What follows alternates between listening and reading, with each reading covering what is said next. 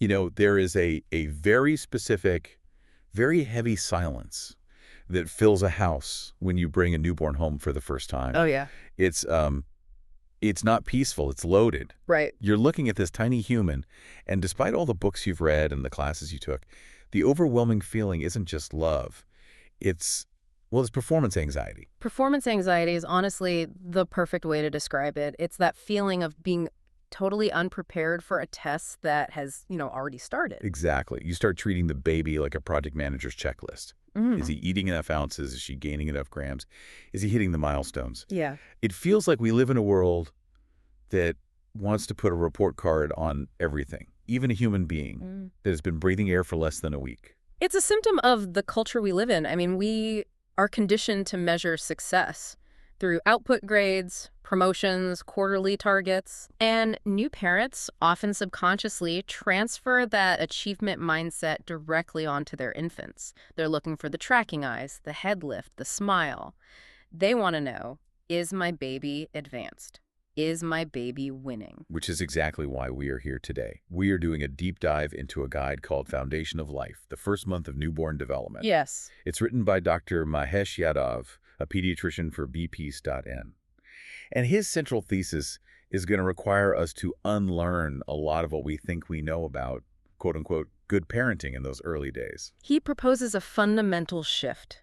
He argues that the first month of a human life is not about achievement at all. It is about adaptation. Adaptation over achievement. That's the mantra for this deep dive. It has to be. I mean, think about the biology here. For 9 months, this fetus has existed in a fluid-filled, temperature-controlled, perfectly dark environment. Right, like a sensory deprivation tank. Exactly. They didn't have to breathe. Oxygen just came through the core. They didn't have to digest. Nutrition was automatic. Gravity was barely a concept because they were floating. Oh. Then, in a fairly traumatic instant, they are thrust into a world of air, harsh light, crushing gravity, and the sudden, painful sensation of hunger. When you put it that way, it sounds less like a miracle and more like a catastrophe. Biologically, it is a crisis. It's a massive shock to the system. So the mission of this deep dive is to help you understand the physiology of that transition. We aren't looking at a performance. We are looking at a system calibration. I really like that term, calibration. So let's look at the hardware first. Because if we are calibrating a machine, we usually look at the specs. And for parents, the most obsessed over spec is weight. Oh, absolutely. The scale is usually the first source of panic. You have the birth weight, which is celebrated, texted to every relative, put on a plaque. Right, it's a whole event. And then almost immediately, within 24 hours, that number starts dropping. And Dr. Yadav points out that this drop isn't just common, it's expected. But why?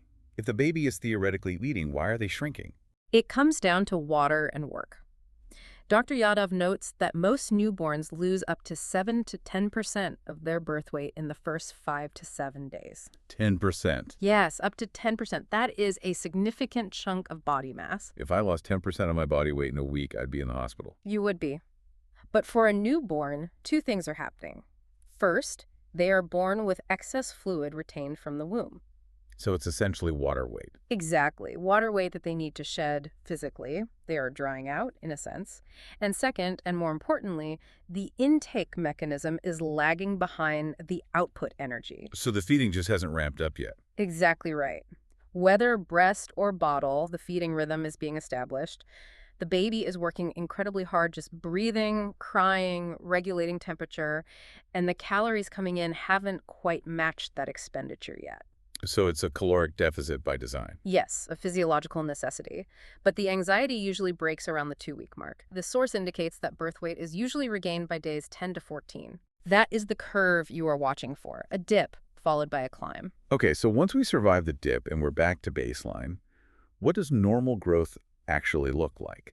Because Dr. Yadav gives some very specific numbers here, and they seem, frankly, pretty aggressive. Well, the engine really turns on after that second week. You're looking at an average gain of 20 to 30 grams per day. By the end of the first month, the baby has typically packed on anywhere from 600 to 900 grams total. Nearly a kilogram in a month. That is a massive percentage increase relative to their size.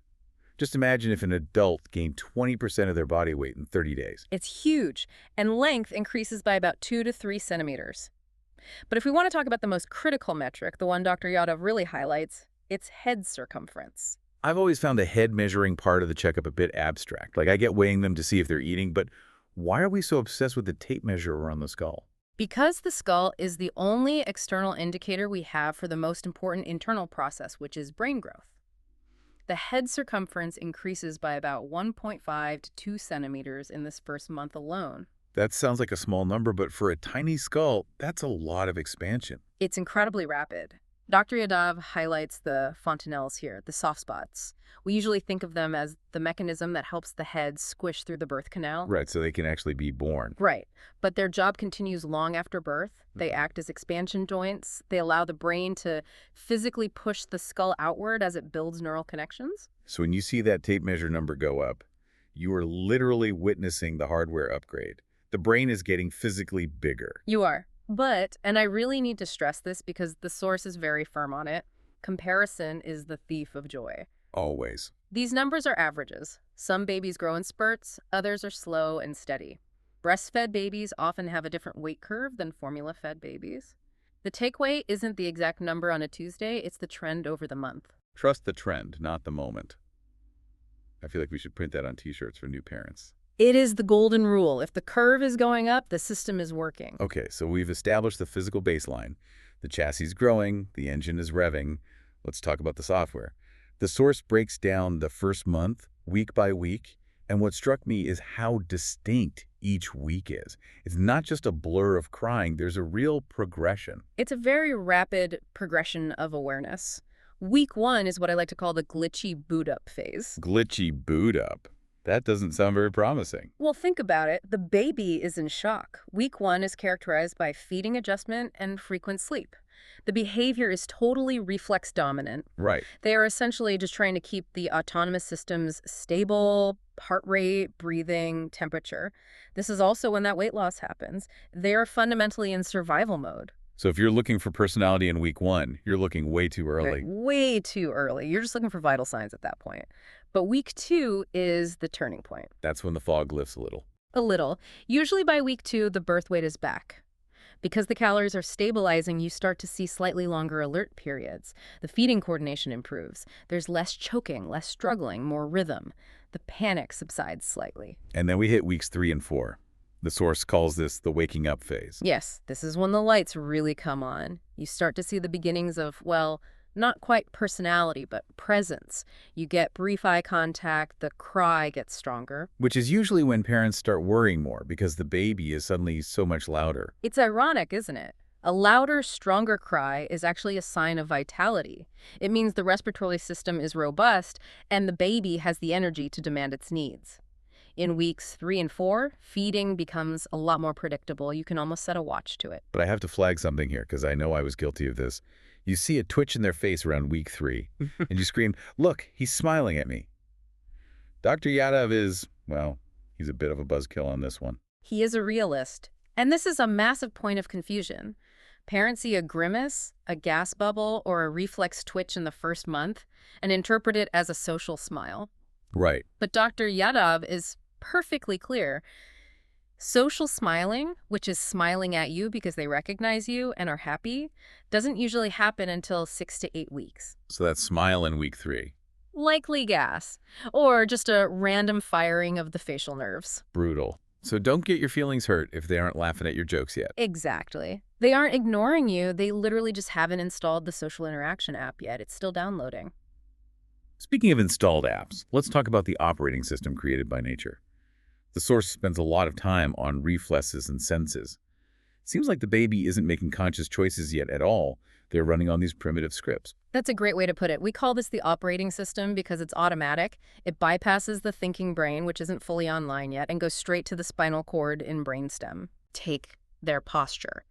You'll notice a newborn almost always has a flexed posture, arms and legs bent tight. They look like they're trying to stay curled in a ball. Because they are still mimicking the womb position. Their muscles are habituated to that tight confinement.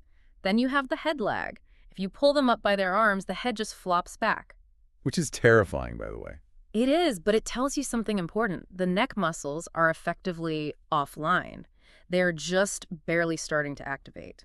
That's why tummy time is mentioned in the source, not as a workout routine for a bodybuilder, but just to spark that initial muscle activation. And then there's the Moro reflex, the startle. The classic startle. A loud noise or a sudden sensation of falling, and the arms shoot out wide and then pull back in. Yeah. It looks alarming, but it's a very healthy sign of a functioning nervous system. It's an evolutionary remnant, a survival reflex to grab onto the mother if falling. It's like their body is screaming, "I'm falling, catch me," even if they are just lying flat on a mattress. What about the hands? I feel like newborns have this grip strength that is just disproportionate to their size. You put a finger in their palm, and they lock on. The palmar grasp, it feels like a deep emotional connection, like, oh, look, he's holding my hand, he loves me. It really does feel that way. And while it certainly builds connection for the parent, biologically, it is a pure reflex. You trigger the palm, the fingers close. They aren't intentionally reaching for you yet. That intention comes months later. I feel like Dr. Yadav is stripping away all the romance of the first month. It's not a smile, it's gas. It's not a hug, it's a reflex. I know, it sounds clinical, but I think there is a completely different kind of romance in the biology itself. How so? Take vision, for example. This was a huge aha moment in the text for me. Dr. Yadav mentions a very specific focal distance for newborns, which is 20 to 30 centimeters. It is remarkably specific. Why that exact distance? Measure the distance from a mother's breast to her face, or from the crook of an arm to the face holding the bottle. It is exactly 20 to 30 centimeters. Wow. That is actually incredible. So biologically, they are hardwired to see the person feeding them and pretty much nothing else. Exactly. Everything else is just a blur to them. They are engineered for attachment to the caregiver. That makes perfect sense. They don't need to see the predator in the bushes yet. They need to see the source of safety. They prefer high contrast, black and white patterns because their retinas aren't fully developed to handle subtle shades. Right. But that 20 to 30 centimeter range, that is their entire universe. It really reinforces the idea that their world is supposed to be small. We try to show them toys and brightly colored rooms and TVs, but they just want to see a face 3 inches away. And it's not just vision. The source mentions they recognize the mother's voice right from birth. Because they've been eavesdropping for months in there. Through the amniotic fluid, yes. They prefer her smell immediately. Dr. Yadav explains that these sensory inputs, touch, warmth, voice, smell, they aren't just nice feelings. What are they then? They are the actual construction materials for the brain. They physically strengthen neural pathways. Which brings us to perhaps the most difficult part of the deep dive, the role of the parent. Because if the baby is just a bundle of reflexes, blurry vision, and gas, what is our job? Dr. Yadav seems to push back hard against the modern idea of training the baby. He does, and this is the core philosophy of this text. You are not training a 1-month-old. You aren't teaching them independence. You aren't teaching them self-soothing. You are helping them feel safe. Regulation versus routine. That is the central conflict. The newborn brain is forming millions of connections daily. But those connections aren't built by educational toys or flashcards. They are built by what Dr. Yadav calls stable caregiving. Okay. When the baby cries and you pick them up, you are teaching their brain a fundamental truth. I am safe. My needs are met. So by responding to them, you're actually building the hardware they will need years later to calm themselves down. Exactly. You are acting as their external nervous system until theirs is robust enough to take over. That's a huge responsibility. It is. If they feel safe, the brain focuses its energy on growth and connection. If they feel unsafe or ignored, the brain floods with stress hormones like cortisol, which actually inhibits that development. But practically speaking, this safety-first approach is exhausting. The force gives some numbers on what this caregiving actually looks like. It is unrelenting. We're talking feeding on demand. That means 8 to 12 times a day. That is basically every 2 hours, around the clock. Or more.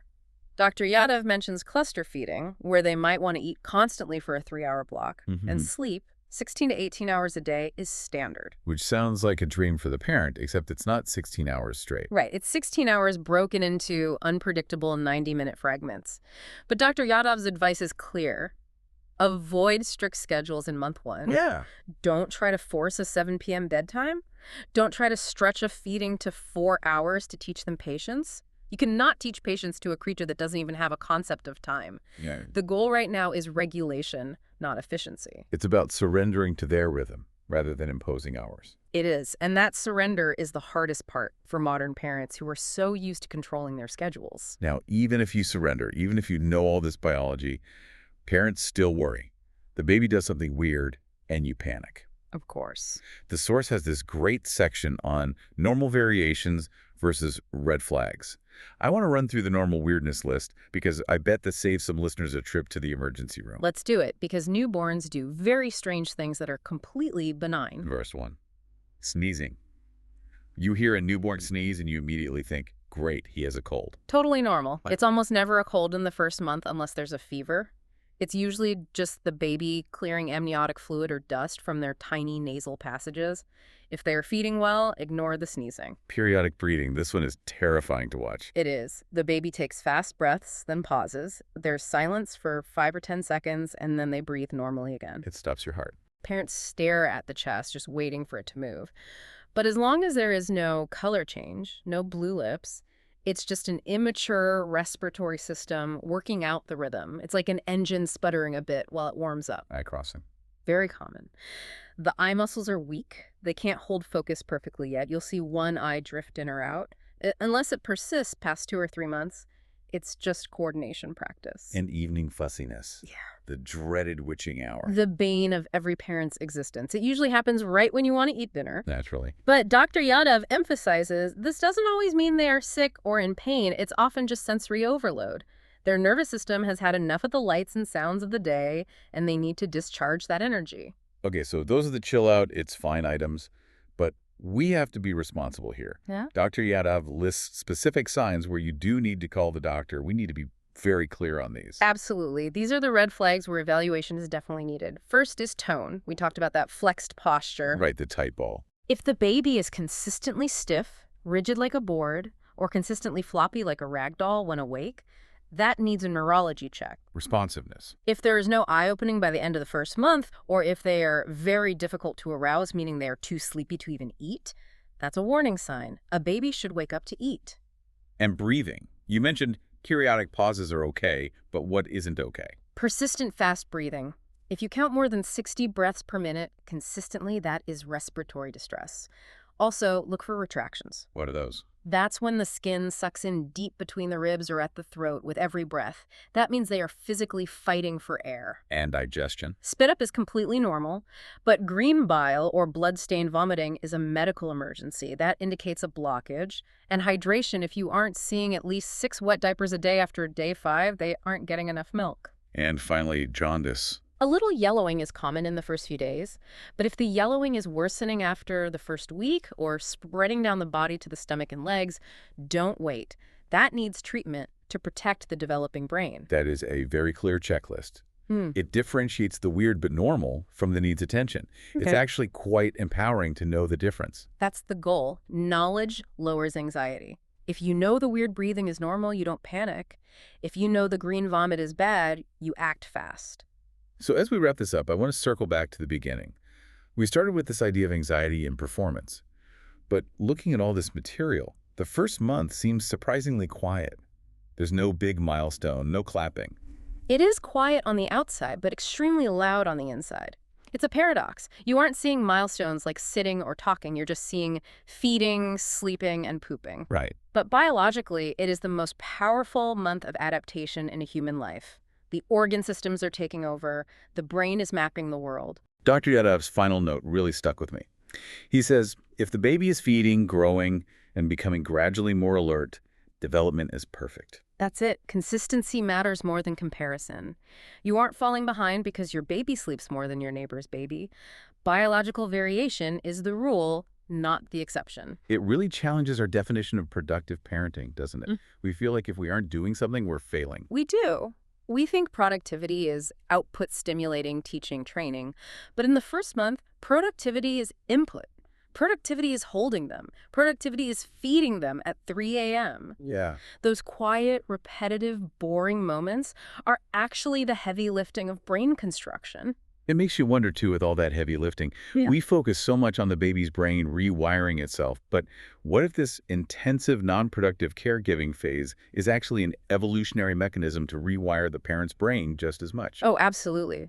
The biology of caregiving changes the adult's neural pathways, increasing empathy and vigilance. You are literally being rebuilt to keep this child alive. That's a powerful thought to leave you with. If you are sitting there right now, trapped under a sleeping newborn, feeling like you haven't done anything today, Dr. Yadav would say you are actually building a human brain.